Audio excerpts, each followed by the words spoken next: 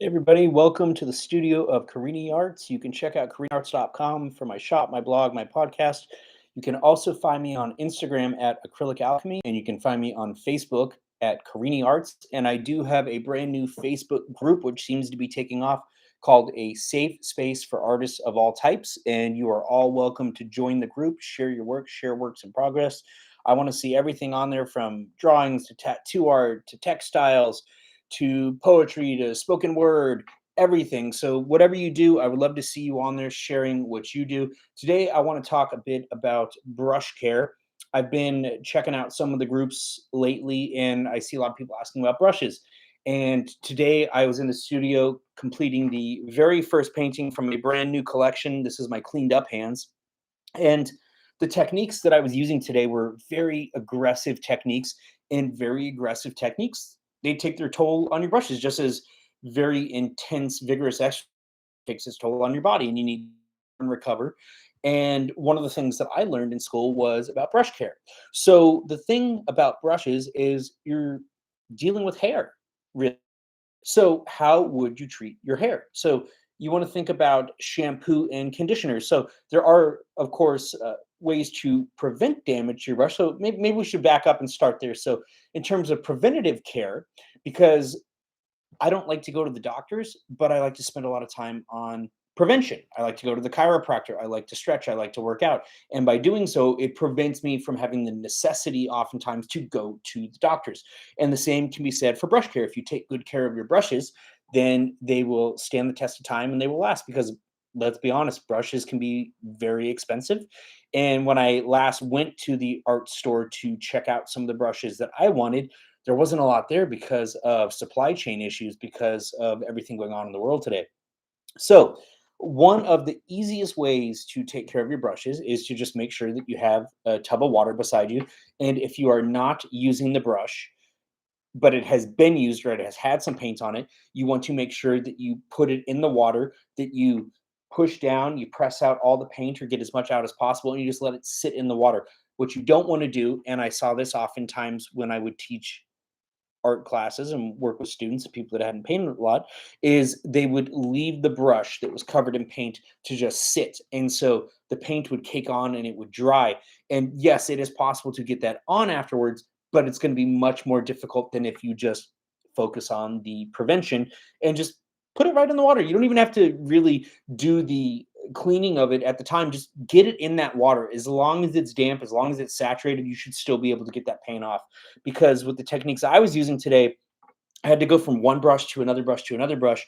And so I had to just put them in my bucket, still kind of covered. And when I came back, there was a little bit caked on in certain areas, but it was easy to get it off with the sponge. I was able to use the abrasive side and kind of gently remove that from it. The other thing that you want to do in terms of prevention is you want to always prevent paint from getting in the ferrule, which is this part of the brush right up here. You always want to avoid getting paint up in there. You want to keep your paint right down here in the bottom areas, and that will give you a lot more life to your brushes.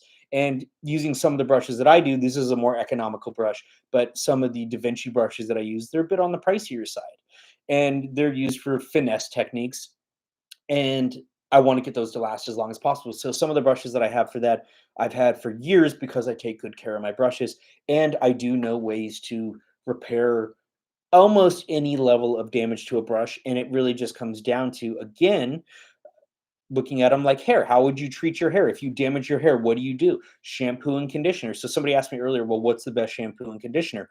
Well, that's going to depend on the type of hair that you're dealing with. So brushes, they come in various animal hair types, but they also come in synthetics. Now, I like to use synthetics because it's friendlier to our animal friends and because they are often more cost effective.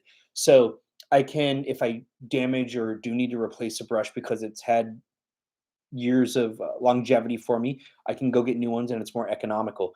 So you want to think about that. So synthetic hairs, well, that would be like cleaning hair that is perhaps colored or something like that, that has things that have additives in them. And so really any shampoo and conditioner will work. You don't have to get really expensive stuff, but you certainly can. And I have found that if your brush starts to lose its shape or it gets bent out of shape, one of the best things that you can do is let it sit in that shampoo, let it sit in that conditioner for a period of time in warm water, and then you'll take a paper towel and you can press the brush back into shape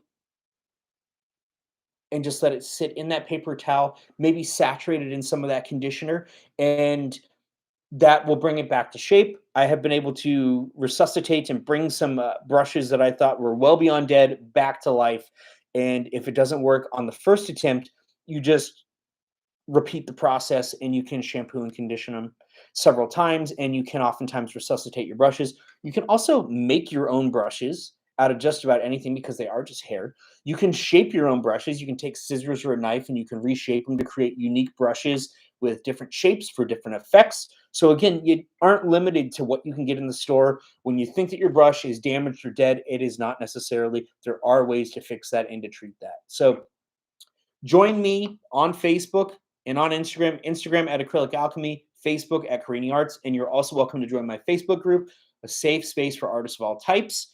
And I would love for you to help me grow the group, and I would love for you to join my conversations here on YouTube and to share my posts, my stories, my videos, help me grow my following. And I want to have a conversation. I want to have a dialogue and a back and forth. So I want to know what your questions are, and I want to know the things that you want to talk about. So check out CariniArts.com. You can throw a donation there to support me, feed a starving artist, and I will be happy to send you some postcards, some stickers, because I don't want anything for free, but I do appreciate the love and support because you make the dream possible. Have a great day. CariniArts.com.